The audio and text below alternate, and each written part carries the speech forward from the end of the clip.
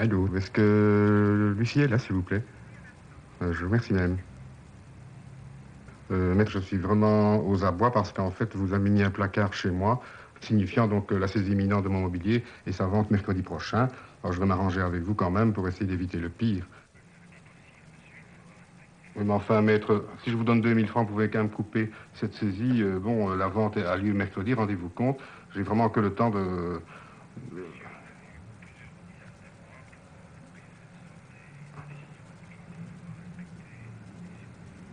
Bon, et si je vous remets 5000 francs demain, c'est possible. Il y a moyen d'arranger les choses.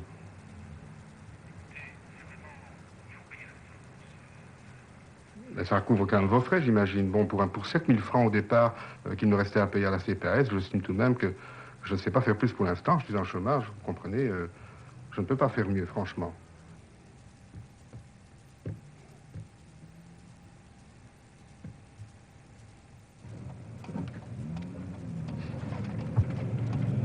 Et je sais que je ne suis pas le seul. Tout le monde. Enfin, c'est tout ça parce que l'emploi fait défaut, parce que, j'ai l'âge que j'ai fait pourtant pas mal de démarches au point de vue emploi aussi, mais mener de front les problèmes financiers, parfois les problèmes familiaux, la santé de mon épouse, c'est 7, 8, 10 problèmes d'huissiers consécutifs qui se mettent même d'accord le même jour pour vendre le même mobilier à la même heure. Franchement, c'est impensable. J'aurais pas pu imaginer une situation pareille, en tout cas. J'ai même été jusqu'à faire 2, 3 chèques sans provision qui me menacent maintenant sérieusement, mais je ne sais plus. On me tracasse parce que je suis à moins 137 francs à la banque. Avouez franchement que c'est un comble. Alors que dans le temps, c'était normal d'être 200 000, 300 000 en dessous, monsieur. Vous avez tout ce qui veut, les crédits, aucun problème. Monsieur Charles, merci.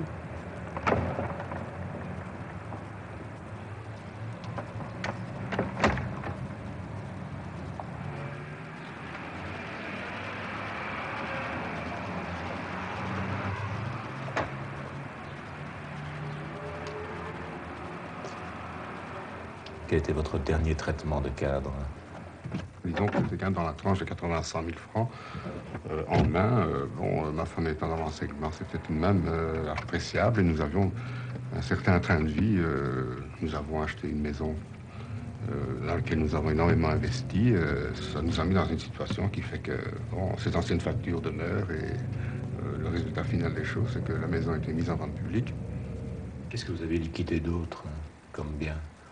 C'est-à-dire, il y avait tout le mobilier que j'avais à la côte, qui a purement été simplement vendu publiquement, quoi. Ou alors là, pour voir les chiffres, j'avais un litige de 70 000 francs. La vente a, je crois, rapporté 105 000. Il y avait 87 000 francs de frais de vente. Mais alors, ce qui est malheureux, c'est que le petit bateau des enfants, un pneumatique, les vélos des gosses, il n'y a plus rien qui est resté. Mais alors, plus rien. La crèche de Noël, etc.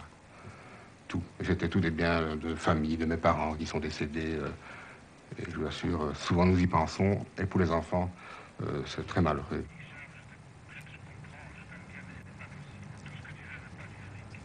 Mais enfin, écoute, il n'y a jamais eu de problème d'argent entre nous quand même. Je sais que ça m'embête d'ailleurs de faire la démarche. Devine que ce n'est pas marrant pour moi non plus, hein. Il n'y a vraiment rien à faire. Oui, oui, d'accord. Bon, écoute, je suis vraiment pressé, excuse-moi, mais je suis vraiment aux abois, quoi, hein. À très bientôt quand même, hein. Restons amis, hein. Au revoir. J'ai préparé une liste de quelques personnes. Je vais encore essayer tout à l'heure. Mais c'est vraiment pas agréable comme démarche, surtout que ce ne sont pas des sommes importantes, mais j'en ai besoin.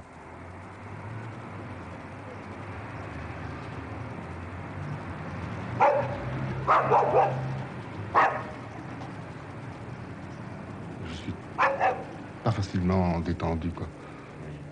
Ça, c'est quelque chose que j'ai oublié depuis longtemps, moi. J'essaye de l'être un peu à la maison par rapport au traquage. Et en fait, c'est vrai, le week-end, j'essaye de tout oublier, mais c'est pas facile. Parce qu'on se demande toujours que va-t-il arriver encore lundi, etc. Justement, qu'est-ce qui s'est passé le dernier week-end? Qu'est-ce que vous avez vécu? Le dernier week-end, c'était vendredi passé. Je vois une affiche en rentrant chez moi qui me concernait, disant simplement que, bon, dans 2-3 jours, on vient tout enlever, quoi. Parce qu'il y avait une vente publique qui était prévue. Alors, ce qui est assez humiliant, c'est que c'était pour vraiment une petite chose. Bon, j'ai eu le temps d'arranger les choses avec l'huissier. À une demi-heure près, c'était la catastrophe, quoi. Sinon? Oh, sinon, ce que vous voyez ici n'était plus là. Et à l'heure qu'il est, c'est d'ailleurs aujourd'hui, c'était vendu, quoi.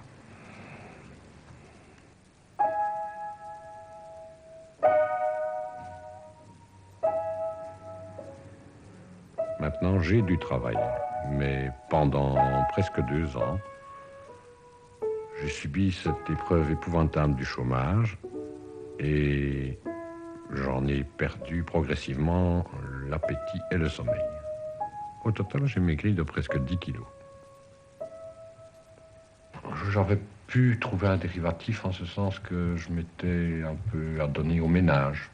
Je me chargeais des courses, je me chargeais de la cuisine. Et ça me permettait de, je le croyais tout au moins, de penser un peu moins, mais rien n'occupe aussi peu l'esprit que les tâches ménagères. Ce qui fait que tout en épluchant des pommes de terre, on continue à réfléchir à ces problèmes et on tourne en rond. Et finalement, ce n'est pas un dérivatif réel. Je n'avais pas l'esprit suffisamment libre que pour lire. Du moins le genre de livre que je lisais habituellement. La télévision, oui, mais alors à m'en assommer. Voir n'importe quel programme de façon à ne pas réfléchir, à ne penser à rien, à être assommé, bien dormir. Oui. La télévision vous a servi d'anesthésiant, c'est ça? Oui, d'assommoir. Oui. Oui. Est-ce qu'il y a un reproche qu'on vous a fait qui vous a particulièrement blessé, qui vous est resté au travers de la gorge pendant cette période? Un reproche venant de qui? De votre entourage. Oui. Un double reproche. Un reproche d'inutilité et un reproche d'être la cause d'une restriction budgétaire. C'est l'épouse et les enfants encore à la maison qui comprennent moins bien qu'on commence à regarder plus ou moins fort aux dépenses du ménage, etc. Comment est-ce que vous le preniez? Très mal. Oui. Très mal parce qu'on n'aime pas se sentir 2 fois coupable, une fois de par soi-même et une fois de par son entourage. Oui. Vous en avez souffert, oui? Oui, beaucoup, oui. C'est très pénible parce que vous avez nettement l'impression que vous n'êtes plus bon à rien, que vous ne parvenez plus à mettre des idées logiques à la suite les unes des autres, que vous n'êtes plus capable de reprendre un travail qui serait valable pour l'employeur éventuel. Vous avez l'impression vraiment d'être devenu un zéro. Et c'est très lourd à porter.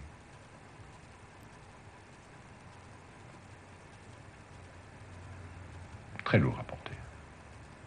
C'est peut-être ce qui est le plus difficile, parce qu'on se retrouve seul avec soi-même et on a très difficile de faire à part des choses.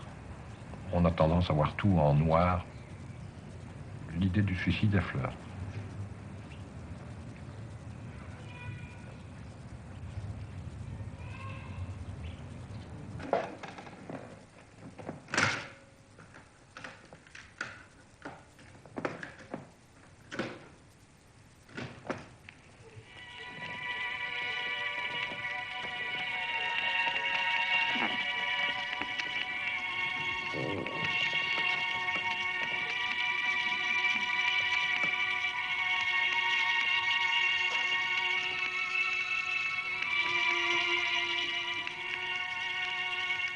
J'ai dirigé un gigantesque chantier en Irak.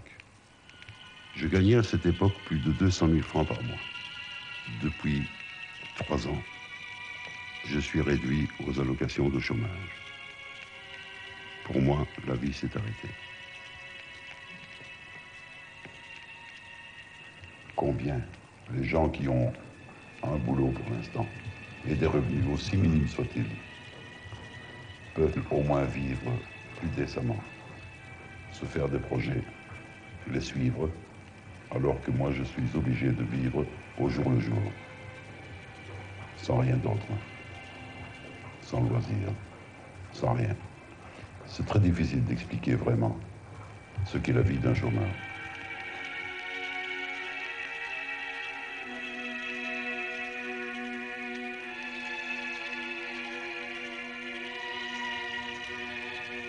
On écrit et on attend impatiemment que le facteur vienne avec une lettre. Beaucoup de firmes auxquelles j'ai fait mes offres de services n'ont même pas daigné répondre. Aucune concentration, c'est impossible de lire. Votre esprit est ailleurs, si vous voulez. Votre esprit suit les lettres que vous envoyez ou... Comment est-ce que vous vous débrouillez avec 23 000 francs? Mais disons qu'on tire un peu le diable par la queue, bien sûr. C'est très difficile. Vous enlevez déjà le montant du loyer, des charges normales, et puis vous devez vivre avec ce qui reste, bien sûr. Combien? Mais disons, quand vous avez fait tout le décompte, vous avez peut-être encore en main, disons, de l'ordre de 8 000 à 10 000 au grand maximum. On vous regarde un peu comme quelqu'un qui aurait une maladie incurable. Toutes mes relations et mes amis se sont écartés, bien sûr. Pour eux, j'étais devenu le nouveau pauvre. Je suis réellement un nouveau pauvre. Vivre sous terre, réellement, à l'image d'une taupe pour moi. C'est un peu ça. Éviter de sortir, toute sortie étant des dépenses. Donc vous vivez, vous commencez à vivre complètement renfermé en vous-même. Caractère s'écrit aussi. Oui, coupé, oui. Monsieur, Oui, j'aime de savoir ce qui se passe. Hein. Qu'est-ce que vous me prenez des photos maintenant? Et restez tranquille, vous, hein? en réalité, dites... si On vous n'a pas le droit de venir dans la maison faire des reportages sans l'accord de la propriétaire. Vous êtes chez moi, Eh ben, justement, ici. Vous êtes locataire. Oui, Eh ben, vous avez le je droit reçois de... qui je veux chez Ah moi. oui, mais pas la radio. Tiens donc. Non, eh ben, Qui je je veux. téléphonerai à la radio demain. Qui je veux. Je téléphonerai. Ah, tiens, vous pouvez téléphoner même maintenant si vous voulez. Je téléphonerai à la radio. Mais faites-le maintenant, ne perdez pas votre temps. Pas besoin de le faire maintenant. Ah, tiens, alors. Mais je trouve que c'est un peu grave, hein. Non, pas du tout. Vous avez des problèmes avec votre propriétaire? Oui, quelques-uns, oui, comme vous avez pu le remarquer, effectivement. Arrêtez, hein, dites, ne faites pas le genre ici. Hein. Ce qui se passe, disons... Écoutez, donnez-moi votre nom, hein. Vous voulez bien? Donnez-moi votre nom, s'il vous plaît. Donnez-moi votre nom. Fini, je dis. Vous connaissez le mien, hein? Ouais. Hein? Vous connaissez mon nom. Oui, mais eux, je ne connais pas. Ça vous suffit. Un taudis. Plus que ça encore. En réalité, nous avons déjà nettoyé, mais au départ, c'était une porcherie. Une porcherie que je paye 8 500 francs par mois. En plus, je dois subir les tracasseries de la propriétaire. Elle me traite pire qu'un chien.